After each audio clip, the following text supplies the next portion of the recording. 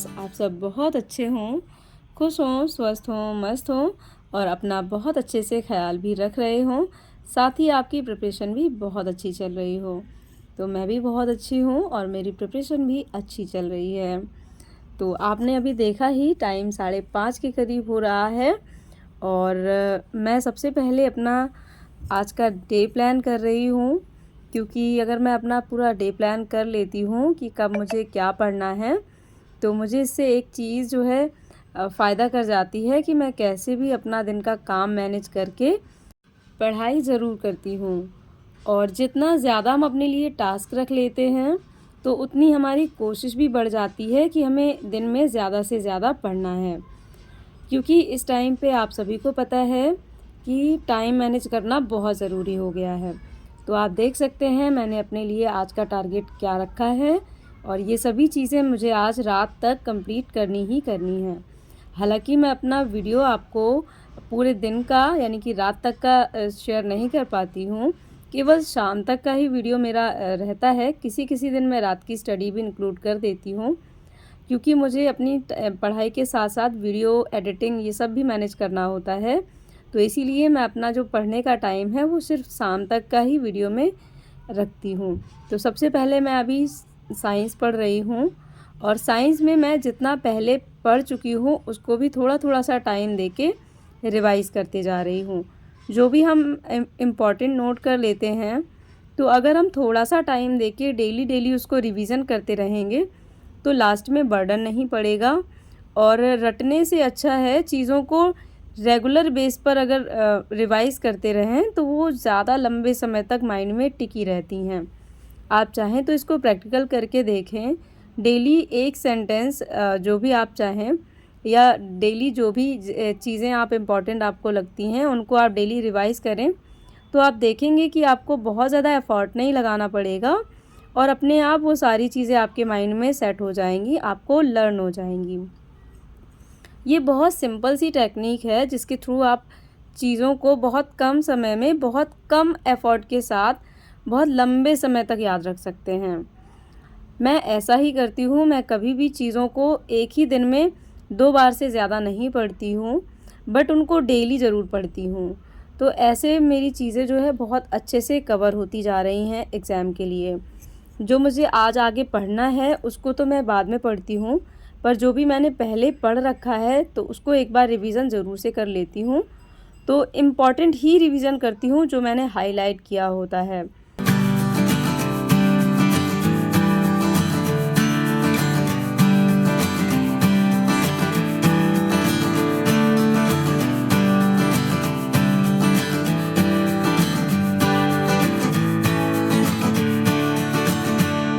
मैंने सुबह की अपनी पढ़ाई फ़िनिश कर ली थी और अब मैं थोड़ा-सा घर का काम वगैरह करूँगी और इसके बाद फिर मेरी दोपहर की स्टडी स्टार्ट होगी। आप सभी को पता है एग्ज़ाम डेट जो है वो अनाउंस हो गई है, फ़िक्स हो गई है, क्लियर हो गई है कि सभी के एग्ज़ाम्स जो हैं वो दिसंबर में होने हैं, ये निश्चित है। जैसे कि अपने सब्जेक्ट वाइज़ आप चेक कर सकते हो, ऑफ़िशियल नोटिफ़िकेशन जो है वेबसाइट पर अपलोड हो गया है, तो वहाँ से आप आराम से चेक कर लीजिएगा। आपको मैं बता भी दे रही हूँ वैसे, और यहाँ पर देखिए मेंशन भी कर दे रही हूँ कि हाँ डेट अनाउंस हो गई है। आप अपने अकॉर्डिंग चेक कर लीजिएगा कि आपका एग्ज़ाम किस डेट को है। वैसे जितने भी मैथ्स एंड साइंस के स्टूडेंट हैं या जिनका भी सब्जेक्ट सोशल साइंस है, सामाजिक विज्ञान है, उन सभी का एग्ज़ाम जो है 9 दिसंबर को होना है। क्योंकि मेरा main subject math and science है, तो इसीलिए मैंने इस डेट को आपको बताया है, क्योंकि ये डेट मेरे लिए भी इम्पॉर्टेंट है। और अब क्योंकि बहुत ज़्यादा टाइम नहीं बचा है एग्ज़ाम के लिए, ओनली 14 डेज़ हैं, तो इसमें आप बहुत अच्छे से मेहनत करें। अभी भी बहुत कुछ चेंज हो सकता है। ऐसा नहीं है कि हमारी पढ़ाई एकदम ज़ीरो है। अपने आप पे थोड़ा सा विश्वास रखना स्टार्ट कीजिए और चीज़ों को थोड़ा सा स्टेप बाय स्टेप आगे लेके चलिए, तो धीरे धीरे आप देखेंगे बहुत अच्छे से सारी चीज़ें सेट हो जाएंगी। और इस समय में सबसे इम्पॉर्टेंट है अपने माइंड को आपको शांत रखना है। किसी भी चीज़ का माइंड पर अपने असर नहीं पड़ने देना है, क्योंकि कभी कभी क्या होता है, जैसे जैसे हम अपने टारगेट के नज़दीक पहुंचते हैं, लोगों की एक्टिविटीज़, लोगों के ताने, लोगों की के बिहेवियर्स, बहुत ज़्यादा ऐसे हो जाते हैं कि हमें ये लगता है कि हम अपनी पढ़ाई मैनेज करें या फिर इन लोगों को। तो ऐसे समय में सबसे ज़्यादा बेस्ट होगा कि आपको किसी पर ध्यान नहीं देना है, सिर्फ आपका पहला फ़ोकस आपके टारगेट की तरफ होना चाहिए। आपका ये जो एग्ज़ाम है इसी एग्ज़ाम की तरफ होना चाहिए। कोई कुछ भी कहता है, कुछ भी कहता है, उसको साइड से एक कान से सुनकर दूसरे से निकाल देना है, क्योंकि इस समय में अगर हमारे माइंड पर कोई दूसरी चीज़ हावी होगी तो सबसे ज़्यादा असर हमारे एग्ज़ाम पर ही पड़ने वाला है। और क्योंकि ये इम्पॉर्टेंट है कि हमारे लिए ये मौका बहुत ज़रूरी है, तो चीज़ों को हमें ऐसे सोचना है कि हमारे लिए क्या इम्पॉर्टेंट है। किसी के कहे हुए शब्दों को जवाब देना या फिर अपने लक्ष्य की ओर ध्यान देना। तो चीज़ों को अगर हम इम्पॉर्टेंट के हिसाब से देखेंगे तो हम बहुत आसानी से चीज़ों को टैकल कर लेंगे। और सबसे बड़ी चीज़ है, इस टाइम में बेशर्म बन जाइए। कोई दिक्कत नहीं है कौन क्या कहता है, कौन क्या नहीं कहता है। आज इन दिनों में मैंने भी यही सब कुछ स्टार्ट कर दिया है, मैं सच बता रही हूँ। जैसे कि मैं ज़रूरी नहीं है कि मैं जल्दी ही नहाऊँ या टाइम से ही नहाऊँ।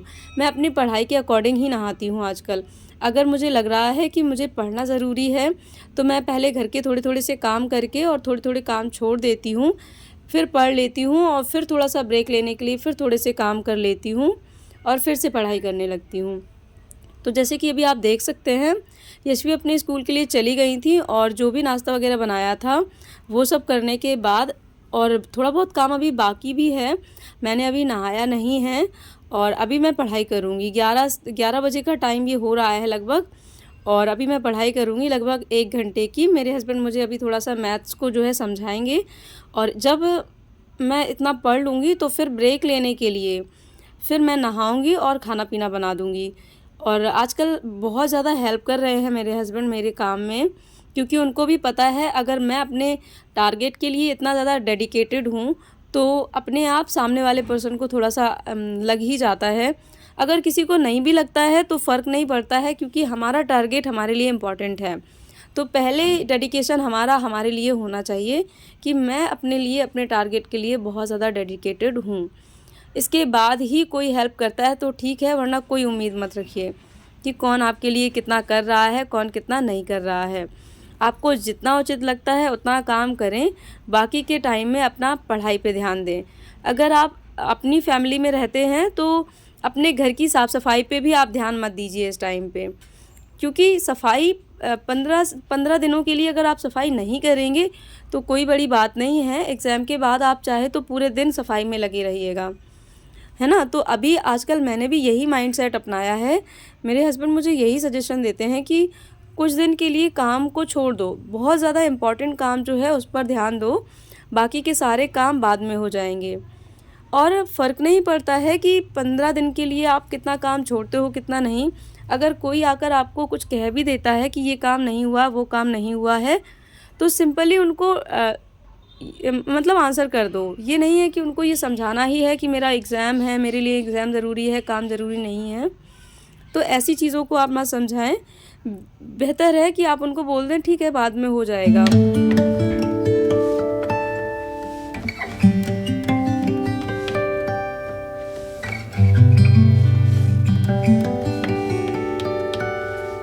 तो फ्रेंड्स, अभी आप देख सकते हैं मैं पढ़ाई करने के बाद मैंने थोड़ा-सा काम किया था और थोड़ा-सा रेस्ट भी किया था, क्योंकि यशवी भी स्कूल से आ गई थीं, तो उनको खाना-पीना देने के बाद और अभी करीब 3 बजे का टाइम हो रहा है और 3 बजे से लेकर मैं 5 बजे तक की पढ़ाई करूँगी।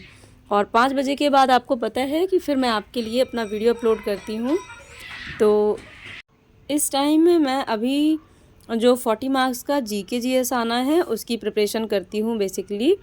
तो सबसे पहले मैंने भारतीय राष्ट्रीय आंदोलन और बिहार जीके अपना रिवाइज़ किया था, जिसको मैंने आप सबके साथ शेयर भी किया है कि मैंने उसको जो है यूट्यूब के वीडियोस से ही नोट किया है। बिहार जीके मैंने राशिद सर के वीडियोस देखकर नोट किया है, जो कि कैरियरविल में पढ़ाते हैं। और भारतीय राष्ट्रीय आंदोलन का मुझे एग्जैक्टली याद नहीं है, पर वो 1.5 घंटे की वीडियो थी जिससे मैंने नोट किया था। तो आप भी कोई भी वीडियो देख सकते हैं जो भी 1.5 से 2 घंटे की हो और वहाँ से पढ़ सकते हैं। उसके अलावा अगर आप चाहें तो आपके पास अगर लूसेंट की बुक है तो वहाँ भी भारतीय राष्ट्रीय आंदोलन दिए गए हैं, तो वहाँ से भी पढ़ सकते हैं।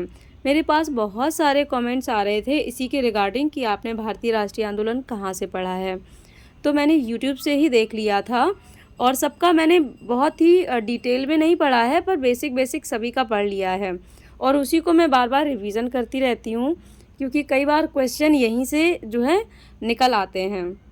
तो अभी इसके बाद फिर मैंने जो है ज्योग्राफी में पढ़ाई की है ब्रह्मांड एवं सौरमंडल, क्योंकि मैंने कल की वीडियो में केवल ब्रह्मांड पढ़ा था, तो आज मुझे ब्रह्मांड और सौरमंडल जितना भी है उसको कवर करना है।